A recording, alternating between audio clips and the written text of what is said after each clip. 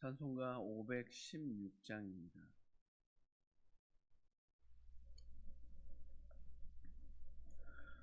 (516장입니다)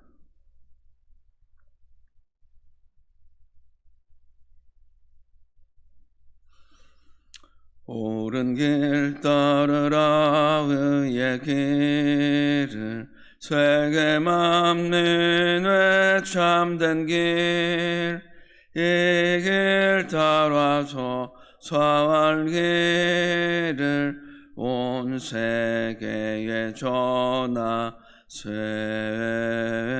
만 백성이 나갈 길 어두운 밤 지나고 동튼다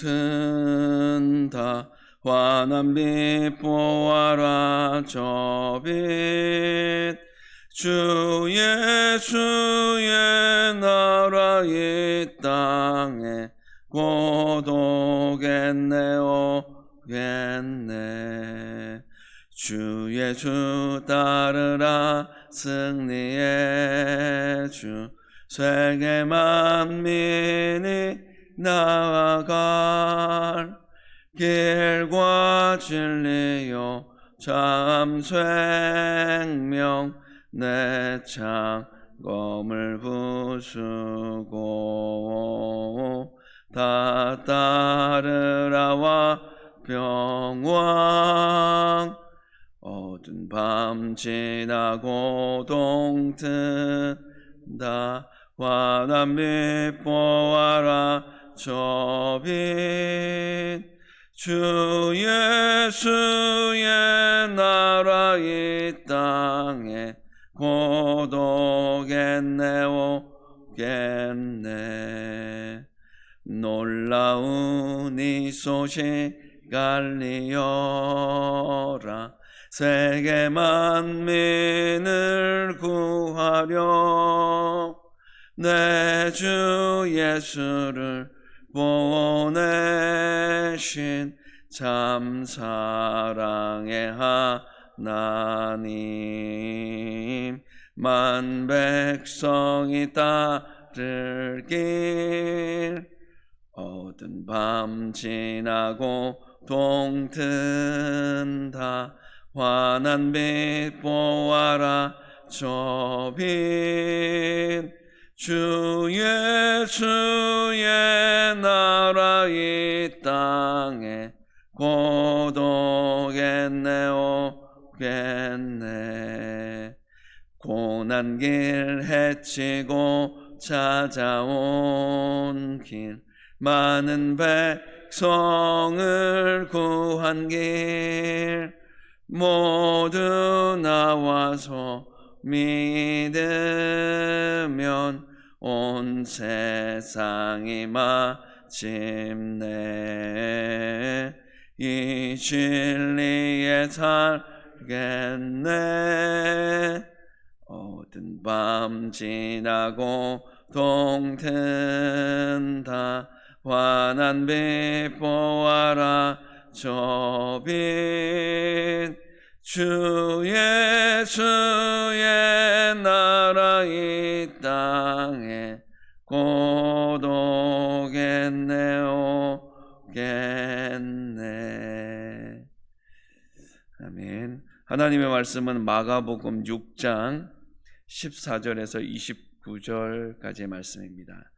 마가복음 6장 14절부터 29절까지의 말씀을 우리 한 절씩 교독하시고 마지막 절은 함께 읽겠습니다. 이에 예수의 이름이 드러난지라 헤롯 왕이 듣고 이르되 이는 세례 요한이 죽은 자 가운데서 살아났도다. 그러므로 이런 능력이 그 속에서 일어나느니라 하고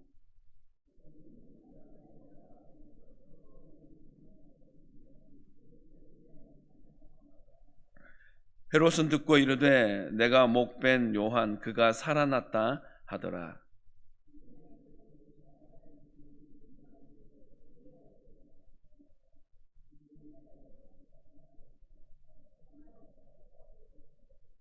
이는 요한이 헤롯에게 말하되 동생의 아내를 취한 것이 옳지 않다 하였음이라.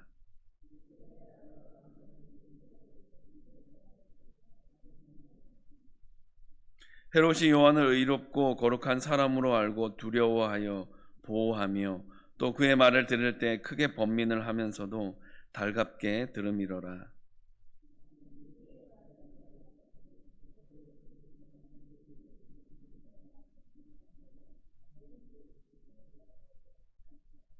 헤로디아의 딸이 친히 들어와 춤을 추어 헤롯과 그와 함께 앉은 자들을 기쁘게 한지라. 왕이 그 소녀에게 이르되 무엇이든지 내가 원하는 것을 내게 구하라 내가 주리라 하고,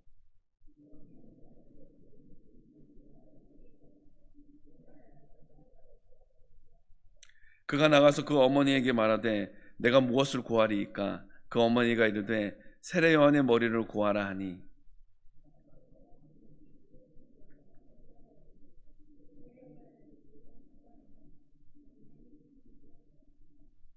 왕이 심히 근심하나 자기가 맹세한 것과 그 앉은 자들로 인하여 그를 거절할 수 없는지라.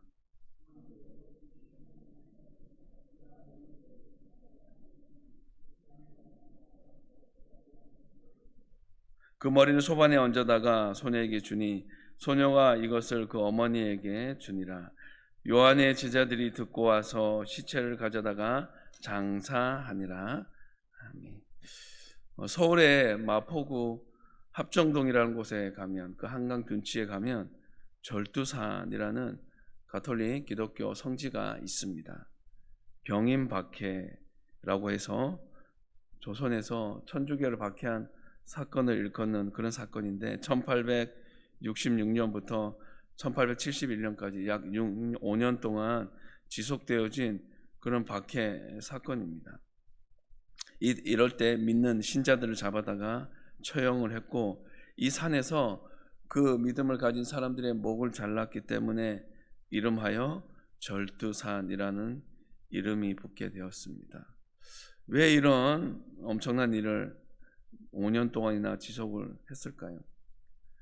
하나님의 나라가 이 땅 가운데 이루어지는 것 사단 마귀는 너무나 싫어합니다.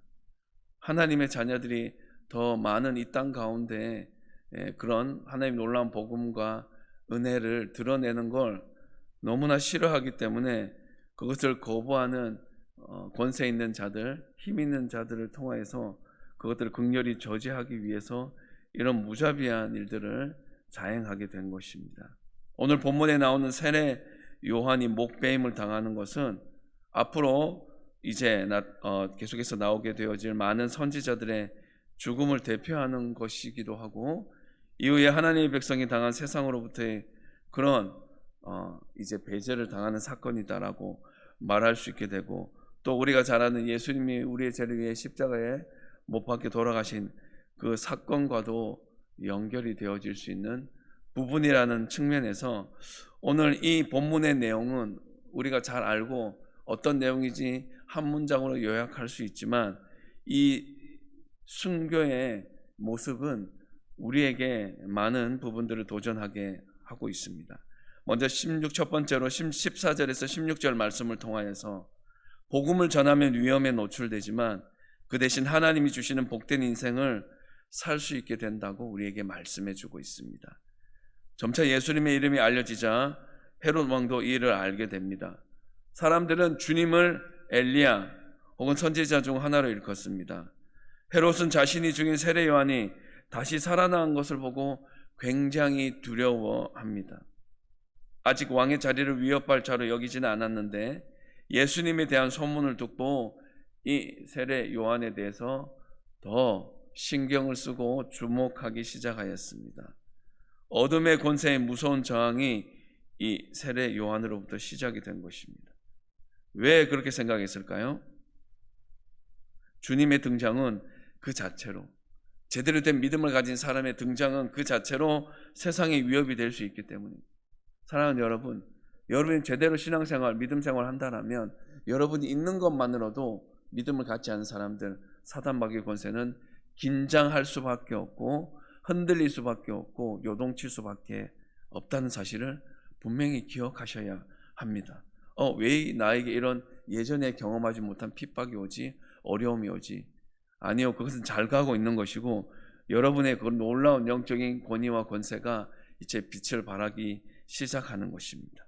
사탄의 체제가 흔들리고 귀신의 권세가 내쫓기고 지옥의 권세가 흔들리기 때문에 그렇습니다. 하나님의 백성 존재 자체가 세상에 대해서는 위협이라고 할 수 있습니다. 이 세상 권세 잡은 자들은 세상의 질서에 순응하지 않고 다른 왕을 주장하고 다른 삶의 원리를 세상 사람들에게, 심지어는 믿음의 사람들에게도 요구하기 때문에 그렇습니다. 나는 세상에 큰 위협이 될 만큼 그 나라 삶의 방식에 얼마나 충실한지 한번 생각해보고 고민해볼 수 있는 이 새벽이 시간이 되었으면 좋겠습니다.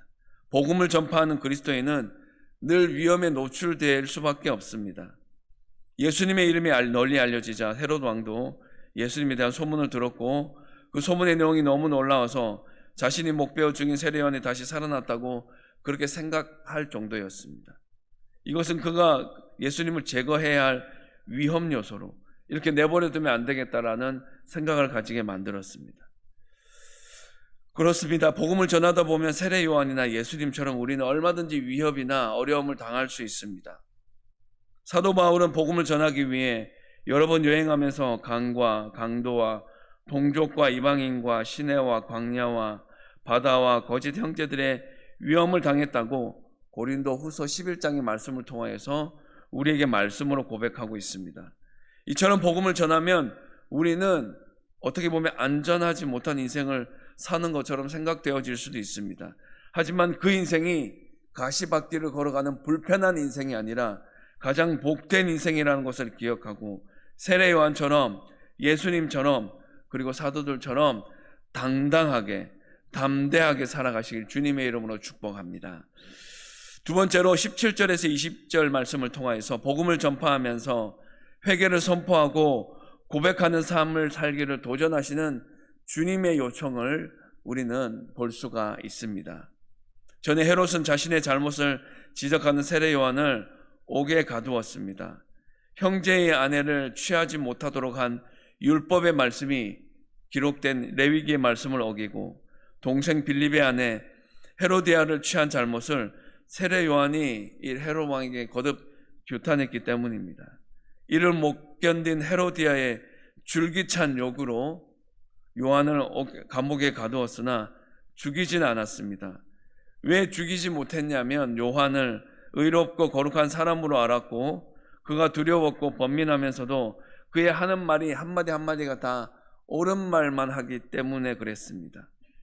세상이 하나님 나라 권능 앞에 두려움을 보이고 잠시 달게 듣는 모습을 보인다고 해서 이 세상이 쉽게 달라지지 않습니다.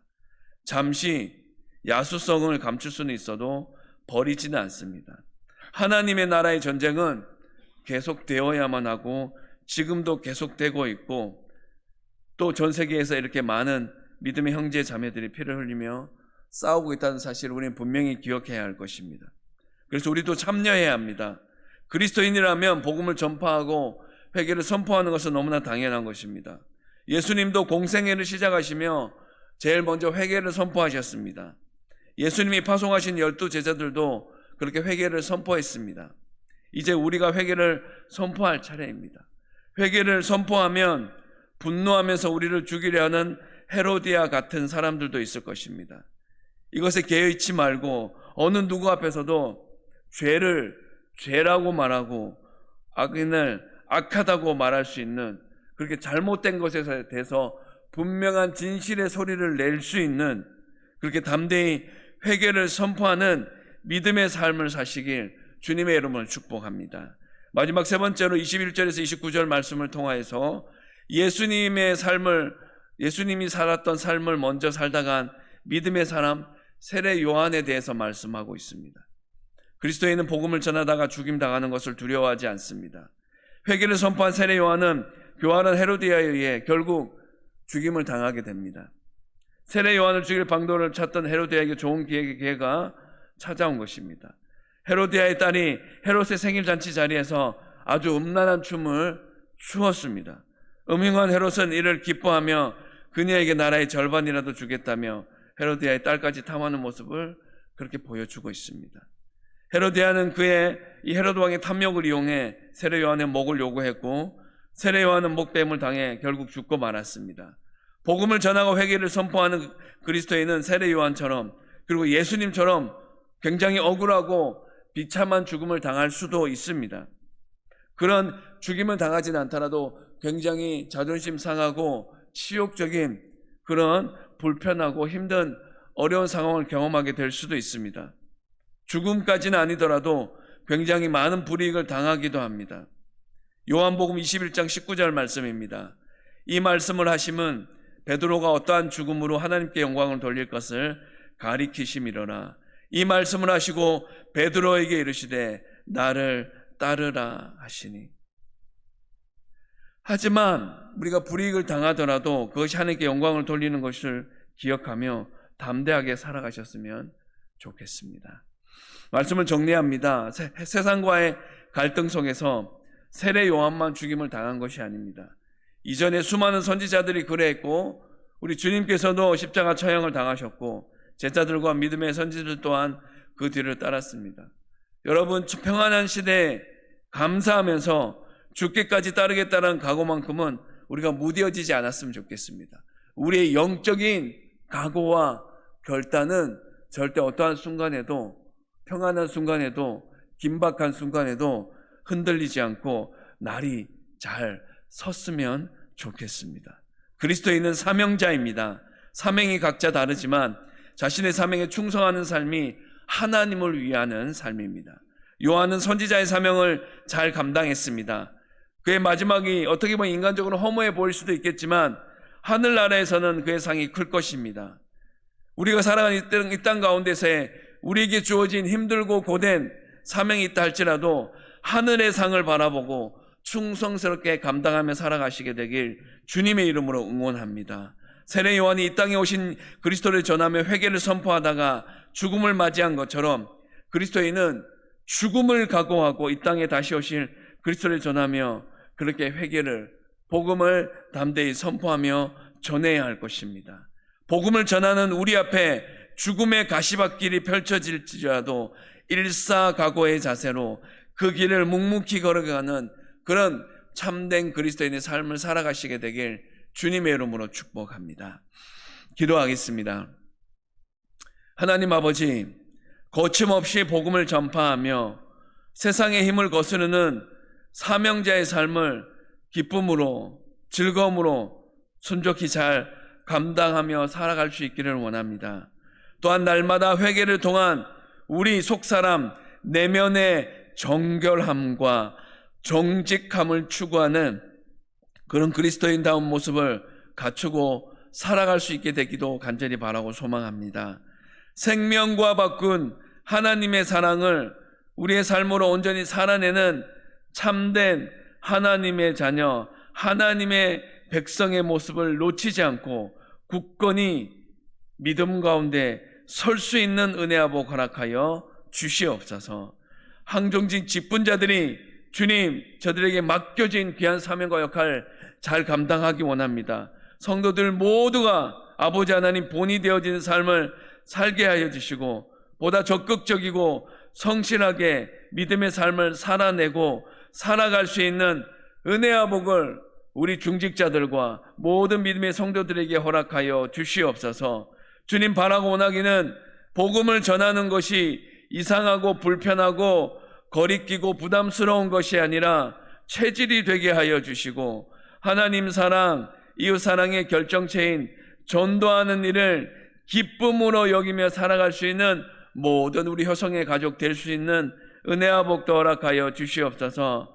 주님, 또한 기도합니다. 맡겨진 목장 또 기관 교육 부서에서의 세워진 종들이 그 귀한 섬김을 통해 하나님께 영광 올려드리는 삶을 살게 하여 주시고 목원들을, 그렇게 회원들을, 그리고 맡겨진 학생들을 또 바르게 잘 세우는 그 일들, 교육하는 일들, 훈련하는 일들에 주저함이 없게 하여 주시고 기쁨과 감사함으로 하나님이 각자에게 맡겨진 귀한 역할을 기쁨으로 또 성실함으로 잘 감당해 나갈 수 있는 능력과 은혜 베풀어 주시옵소서. 이 시간 환우들을 위해 기도합니다. 또 암으로 투병하는 여러분들 계십니다. 또 각종 말하지 못하는 아버지 몸의 질병으로 말미암아 고통 고통스러운 가운데서 또 아버지 하나님 치료를 받으며 회복의 손길을 기다리는 자들이 있습니다.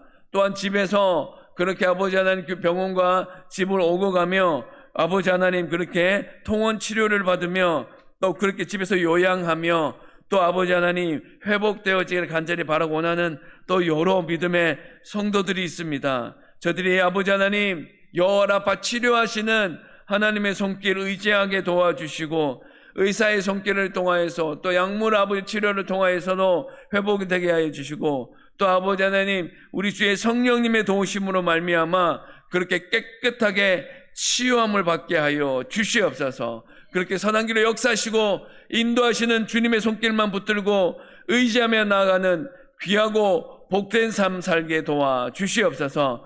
오늘도 이 새벽에 저희들을 불러주셨사오니 우리가 각자가 붙들고 의지하며 아버지 하나님 기도하는 기도의 제목들을 붙들고 나아갈 때 우리의 기도에 응답하시고 새벽에 우리를 도와주시는 아버지 하나님께서 우리의 기도에 응답하시고 역사하시는 놀라운 이 새벽의 기도의 시간 되게 하여 주시옵소서. 우리와 늘 함께 하시는 예수님 거룩하신 이름으로 기도합니다. 아멘. 하늘에 계신 우리 아버지, 아버지의 이름을 거룩하게 하시며 아버지의 나라가 오게 하시며 아버지의 뜻이 하늘에서와 같이 땅에서도 이루어지게 하소서.